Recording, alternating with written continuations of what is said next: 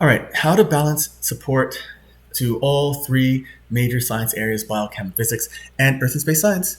So this one is important as a biology specialist going into a headship or a physics specialist going to a headship. If you are spending the lion's share of your resources on what your background is, that is a problem. You are representing science for your school, or if you're combined with other departments, then those departments as well.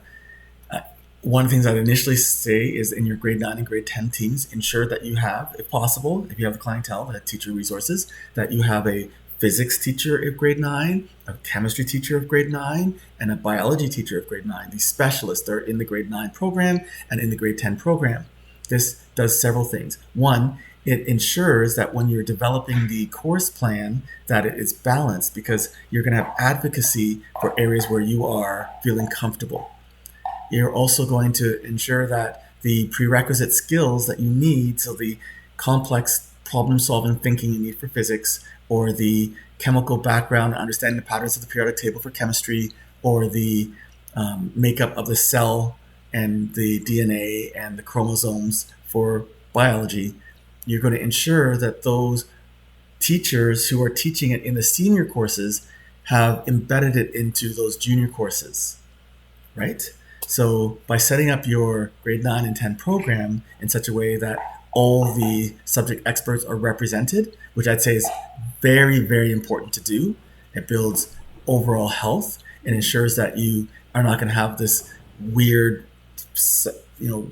like 14 sections of chemistry and then 2 sections of biology, because you have all the teachers kind of advocating. Really, all the science teachers should be advocating for all the sciences, but there's certain things that we like, and just in the nature of how we talk, it's going to influence the people.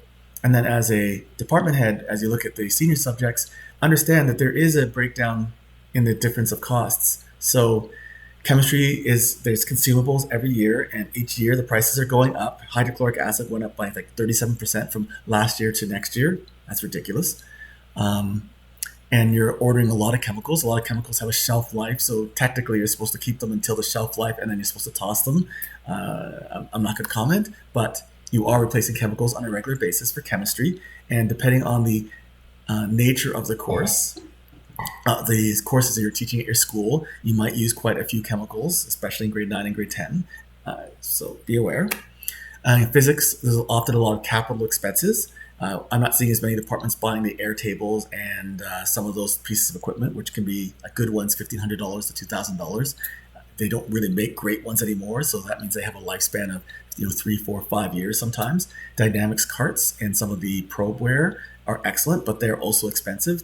I can't say it's a capital cost necessarily, but it's normally a one-time cost. So you're taking those costs for physics, let's say, over 3 to 5 years, and you're making a long-term plan. You're, as much as you can, being as proactive and showing the administrator who's going to be budgeting, sending budgets out to the departments and saying, I have this one-time cost. It's going to be this next year, so they can plan it when they're doing their forward thinking, that science needs an extra $10,000 in order to make sure they have the equipment to do engaging activities.